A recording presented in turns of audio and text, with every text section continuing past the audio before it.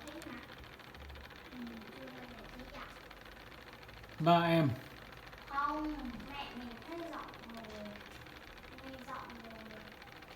Nghe giọng là ai nó xuống cái này để nó quậy cái này. Mình vẽ tầm bậy ở đâu? Vẽ tầm bậy.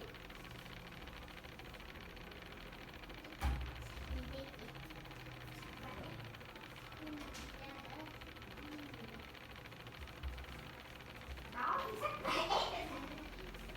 Ta đã sách vẽ rồi mà còn giáo rồi. Dạ, đừng im như nhíp.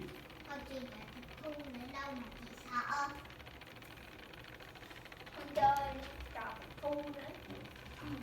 Chạy đó là em. 4 người trước bảo là tịch thu cái vỏ bánh xong rồi múa, không phải là không có chơi trò tịch thu nữa. Cái vỏ bánh